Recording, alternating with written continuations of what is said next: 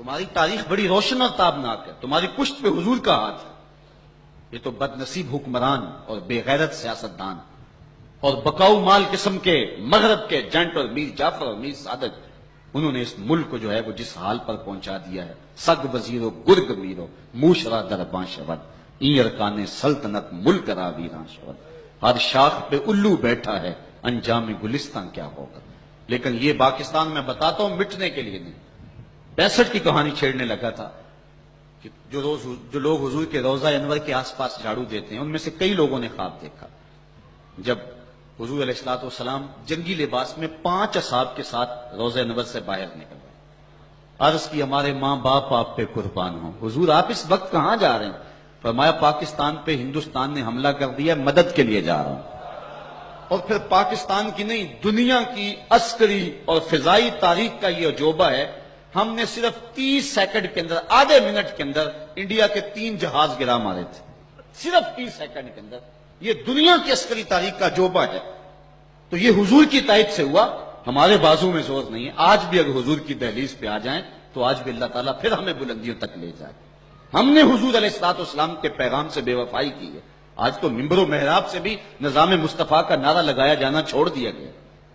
آج ہماری وہ لے ختم ہوگی، موجودہ باطل نظام سے ہم مطمئن ہو گئے اور اس سسٹم کا ہم حصہ بن گئے۔ ہمارے سجادے، ہمارے علماء، کوئی نون میں، کوئی کاف میں، کوئی جیم میں، کوئی لام میں، سارے داخل ہو گئے، انہوں نے اپنا نعرہ ہی چھوڑ دیا ہے۔ نہ آتا نظام مصطفیٰ، تم آواز تو دیتے رہتے۔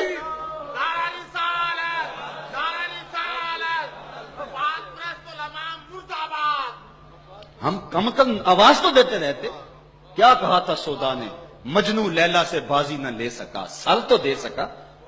مجنو لیلا سے بازی نہ لے سکا، سر تو دے سکا۔ کس منہ سے کرتے ہو دعویٰ عشق سودا، تم سے تو یہ بھی نہ ہو سکا۔ تم آواز تو دیتے رہتے، تم پیغام تو بلند کرتے رہتے۔ علامہ نیازی علیہ رحمہ فرماتے ہیں کہ میں جب بوڑھا ہو گیا، ایک دن حضور کے روضے پہ حاضر تھا تو میں نے عرض کی حضور اب تو پاکستان میں نظام کے دور دور آپ کے نظام کے آنے کے آثار بھی نہیں آ اور میں تھک بھی گیا ہوں، مجھے اپنے پاس رکھ لیجئے۔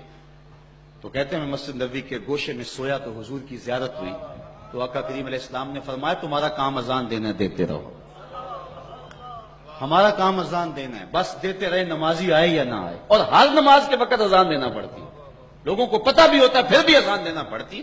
ہم نے یہ نعرے کیوں چھوڑ دیے؟ ہم آواز لگانا کیوں چھوڑ دیے؟ اس لیے ہم اس آواز کو لگاتے، یہ ہمارا جرم ہے اور اس جرم کی ہمیں سزا مل رہی ہے۔ یا آج مجھے بتاؤ کہ کیا حال ہمارا ہے؟ مسلک اہل سنت اپنا حال دیکھے کہ ہم کس پوزیشن میں گرے ہوئے۔ ہم اٹھنا ہے، پوری قوت کے ساتھ اٹھنا ہے، اس کتاب کا جھنڈا تھامنا ہے، حضور کے نام کو لے کر کے جب میدان میں آنا ہے۔ یہ اللہ کا وعدہ ہے کہ تم ہی سر بلند ہو، وَأَنْتُمُ الْأَعْلَوْنَ إِن كُنتُم مُؤْمِنِينَ۔ اور علامہ اقبال نے اپنا سارا فلسفہ ان 2 لفظوں میں نچوڑ دیا۔ اقبال کہتے ہیں کی محمد سے وفا تو نے تو ہم تیرے ہیں، یہ جہاں چیز ہے کیا لوح و قلم تیرے۔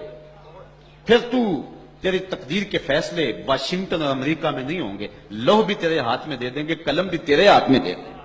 اپنی تقدیر خود ہی لکھ لے، لوح بھی